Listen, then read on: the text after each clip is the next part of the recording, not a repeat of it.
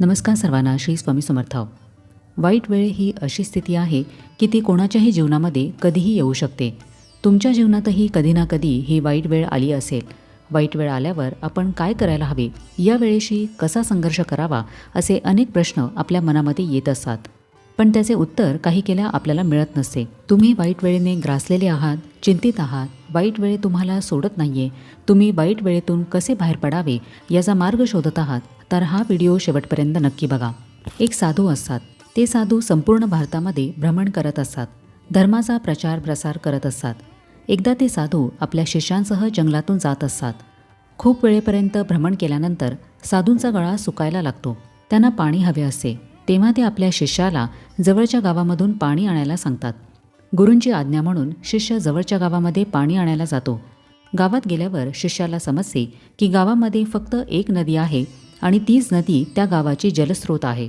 तो शिष्य त्या नदीजवळ पोहोचतो. तो तिथे पाहतो की काही लोक नदीमध्ये स्नान करत आहेत, काही आपले कपडे धुत आहेत, तर काही आपल्या पशूंना त्या नदीमध्ये स्नान घालत आहेत. त्यामुळे नदीचे पाणी खूप खराब झाले होते.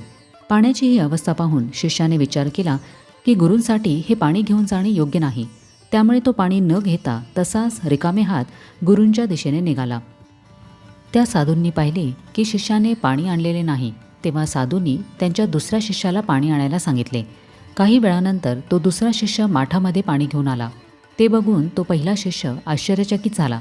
त्याने विचारले की गावातील नदीचे पाणी तर खूपच खराब होते, दूषित होते, अस्वच्छ होते.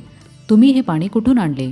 प्रश्नाचे उत्तर देत तो शिष्य म्हणाला की जेव्हा मी तिकडे पोहोचलो तर त्या नदीचे पाणी खरंच अस्वच्छ आणि खूप खराब होते. पण सर्व लोक आपले काम करून तिथून निघून गेले, तर मी थोडा विचार केला आणि तिथेच बसलो. काही वेळातच पाण्यात मिसळलेली सर्व माती नदीच्या तळाला गेली आणि पाणी पुन्हा स्वच्छ झाले.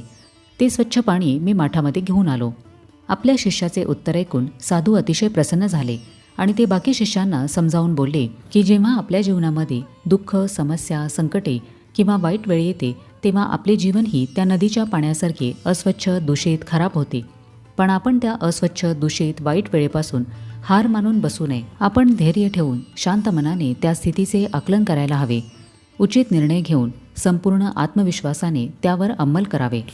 कारण धैर्य, शांत मन, संयम, निर्णय घेण्याची क्षमता, आत्मविश्वास असेल तर वाईटातल्या वाईट वेळेला आपण हरवू शकतो आणि पुढे जाऊ शकतो. या गोष्टी म्हणजे आपल्या शरीरातील अदृश्य शक्तीच आहेत. या गोष्टी तुम्हाला कोणतीही वाईट वेळ दूर करण्यात मदत करतील. ज्याप्रमाणे साधूच्या शिष्यांनी धैर्य, संयम आणि आत्मविश्वास ठेवून त्या खराब पाण्यातून जसे स्वच्छ शुद्ध पाणी घेतले, तसेच आपण सुद्धा जीवनातील वाईट वेळ, अस्वच्छ झालेले जीवन, दुःख, समस्या या सर्वांबरोबर संघर्ष करून चांगले आणि स्वच्छ जीवन मिळवू शकतो. गरजेचे आहे ते म्हणजे धाडसी वृत्ती, शांत मन, संयम, निर्णय क्षमता, आत्मविश्वास या सर्व गोष्टींना आत्मसात करणे. या गोष्टींमधून ज्यांनी प्रेरणा घेऊन वाईट वेळेशी 2 हात केले त्यांना नक्कीच यश मिळेल. त्यांची वाईट वेळ नक्कीच जाईल. वेळ कोणतीही असो, मन विचलित होऊ न देता परिस्थितीचा सामना करावा. परिस्थिती कायम राहत नाही. वाईटानंतर चांगले दिवस येतातच.